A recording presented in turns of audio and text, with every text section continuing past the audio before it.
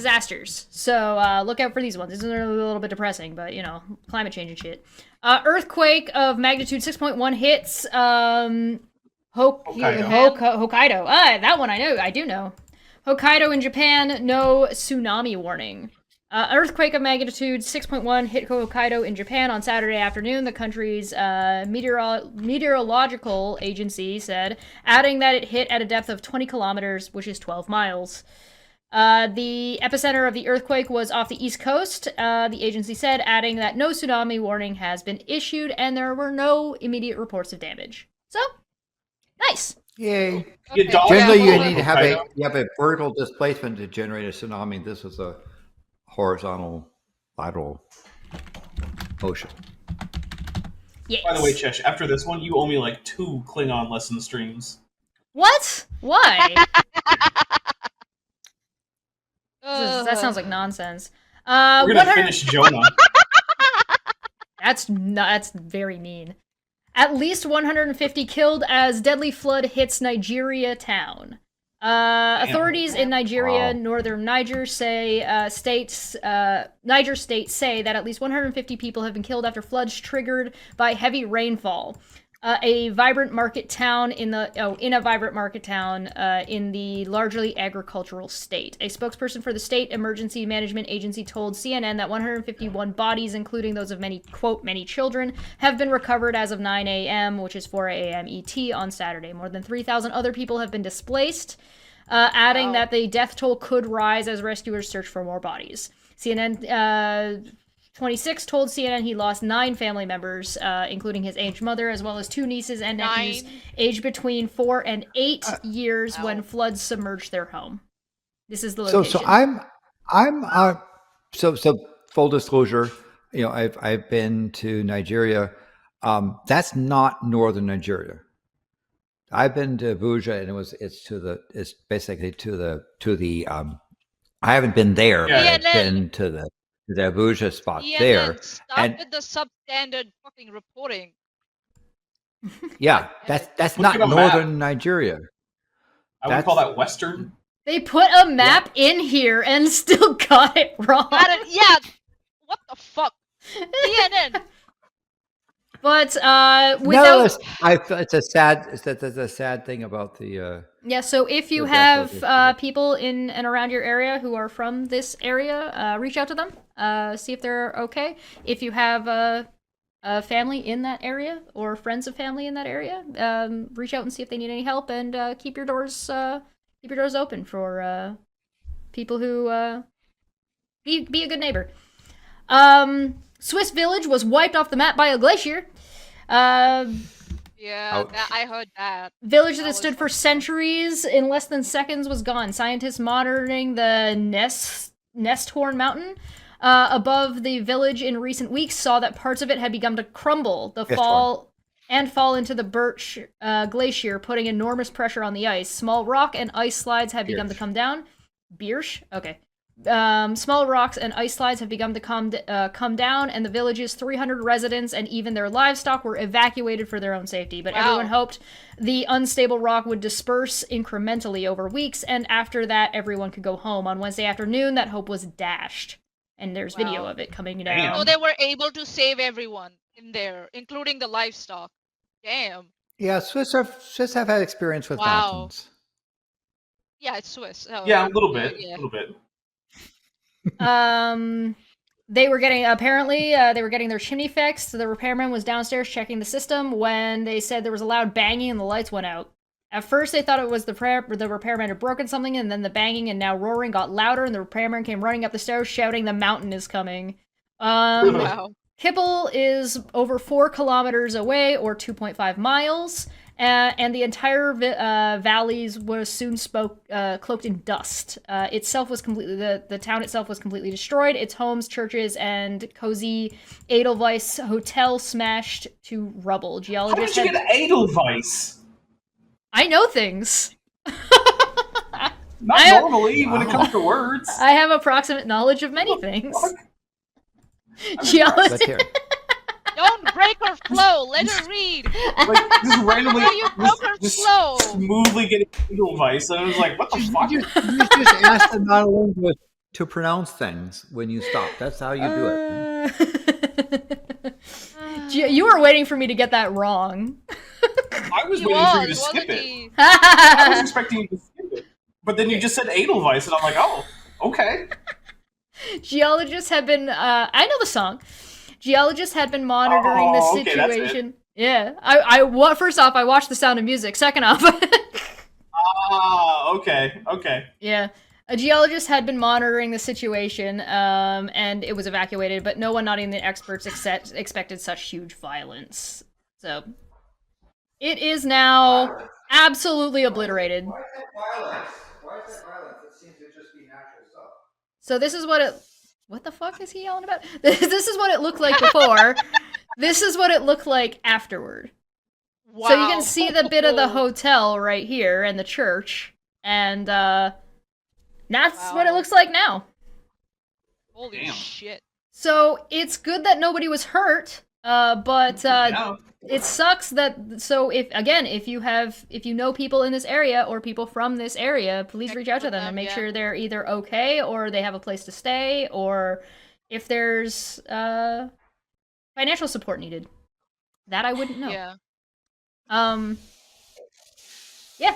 But be so aware of scams also. That they always can be aware of scams out scams. there. Yes. Yeah. So also, we're closer to home. More than 90 wildfires are out of control in Canada. Canada was battling 175 wildfires on Friday, of which 95 were uncontained, prompting evacuations and military response. Officials warned that worse is probably still yet to come. Yeah, this is just the beginning of the season. We get wildfires relatively regularly in Canada. Last year, the wildfires in Quebec got really, really bad. This year, right now, they're starting out Manitoba and Saskatchewan way. So this is in Manitoba right now. Freezing the fires out. Have we considered raking them? I don't know. Dozens of enormous wildfires erupted across Canada, already forcing 21,000 evacuations and spewing toxic smoke into the air. The provinces of Manitoba and Saskatchewan have both declared states of emergency as several separated blazes rage out of control. Canada's Prime Minister Mark Carney is sending them in the military to help move residents and fight fires in Manitoba, where 17,000 people have been forced to evacuate. Manitoba Prime Minister Wab Canoe called the province... That is actually how you pronounce his name. Called the province's largest such exodus in living memory. In Saskatchewan, where 4,000 people have fled their homes, the conditions are, quote, as severe as, quote, anything that we have faced for quite some time period, if not ever, said Premier Scott Moe. Yeah, but the good news is that climate change isn't happening, so we don't have to worry about it. Right, yeah, this is a really big deal. Again, these fires are getting more often, more aggressive, more widespread. So this is like a major investment for Canada, as well as this is going to affect America as well. Like this smoke is going to make it down there for sure. You mean the fourth territory of Canada? Yeah, yeah. But there's some pictures. The smoke is pretty crazy. With no rain forecast and hot, dry summer on the horizon, the blazes are expected to balloon. Mr. Moe added, quote, I think there's an admission here that things are going to get worse before they get better. Much of the country is currently exceptionally dry and warm. On Friday, 175 active fires were burning, 95 of which were out of control, according to the Canadian Agency's Forest Fire Center. In recent years, Canada's fires have billowed dry smoke across North America, famously spreading ominous orange-tinted skies and filthy air across New York in 2023. Air quality in Arrowhead... Stop sending your fire smoke to us, Chesh. Yeah, well, do something about climate change. We need a smoke wall at the northern Maybe don't border. get rid of the Clean Air Act. We need to put a tariff on smoke. Oh, there you go. That'll do it. Yeah. 85% tariff on smoke. Oh God. There is talk about funding and conservatives consistently cutting funding to fire prevention and stuff like that and all that shit. But without getting into the politics of it, so if you're from Manitoba or Saskatchewan, reach out to your friends and family. If you're in other areas, there has been requests to aid from Canada to the UK and to the United States and Mexico, and we're gonna see what gets approved and what doesn't. Yeah, actually, one of the less public of the Science Friends team lives in Saskatchewan, and we've been getting pretty frequent updates about things like how much smoke there is, what the air quality is like, whether Yeah. or not he's going to have to flee his house. Yeah. And like, yeah, it's not great. And Yep. and I'm not telling you who it is because this is someone who does not have a public presence in terms of like science communication, but who is one of our background resources for giving us like especially geology stuff. So Yep. Yeah, no, absolutely. If you have friends, if you have family, make sure if you're Canadian, be a good neighbor. Keep your door open. Maybe somebody needs a couch to sleep on for a little bit. unless you're French Canadian, they don't count.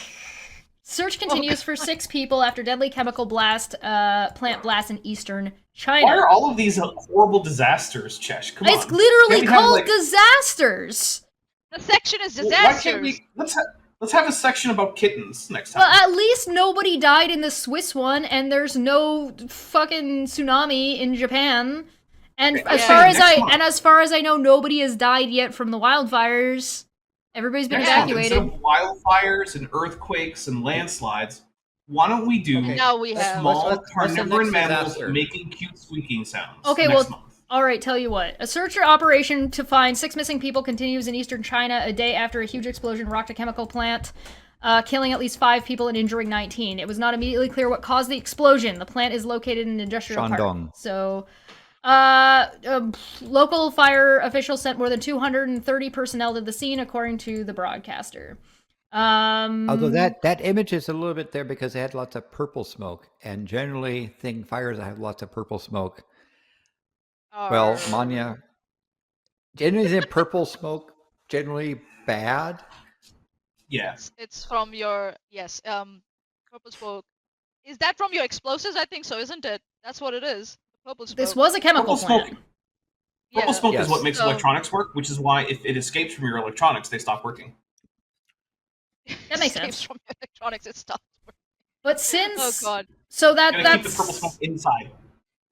it looks like this is still under investigation. But Yeah. Yeah. But Uh, if you go right at the bottom and read the whole like the end of the they were this event happened after they had started like holding conferences where they were doing trainings around like safety in chemical Well, plants. And it stuff. says specifically identified more than 800 safety hazards in the first 8 months of 2024 and rectified all of them. The bureau said. I doubt that. Workplace doubt safety that. has improved over the years in China, but remains a stubborn problem. The National Minister of Emergency Management recorded 21,800 incidents and 19,600 deaths in 2024. A warehouse complex storing large amounts of hazardous chemicals caught fire and exploded in 2015. 2019, 78 people were killed in an explosion of a chemical plant. Yeah, usually, yeah. So, but what it looks like is that there is chemical storage is very important, even if if they are your mundane chemicals, right? So the Mhm. purple fire usually comes from not from like they come from your mundane chemicals like your cleaning stuff and all that. And if you're not storing them properly under like if they are telling you to store them away from sunlight, they mean it. Store it away from sunlight. And if they're telling you not to store certain chemicals together, please do not do that even if they are in low quantity because your vapors in the air can cause a lot of reactions and chain reactions especially. So yeah. And it's a chemical plant, they said. Is that what it was? Yes. Yeah? Yep. So over here by the looks of it, what I think has been happening is number one, ventilation, number two, proper storage and segregation. Those are very two important things, and maybe that was not being followed, or when they were mixing the chemicals they were not following proper dosing procedures, or they don't have anything like that. They're just doing it manually, which is again more dangerous. So yeah, having a chemical plant is not easy, so yeah, watch out. All Having right. a safe chemical plant is also not easy. But if you No. I was gonna say, I are- think a chemical plant's easy. It's you're a run by safe the chemical Chinese plant. That's the Communist problem. Party. Yeah. And by the way, that particular plant is known to manufacture things related to iodine compounds, but they also have Yeah, a that's bunch what the of purple. fluorine compounds. So in that smoke, you have iodine. You also have fluorine radicals. which you don't want to ingest because they tend to get in your bones, and you live for a while, but you're not comfortable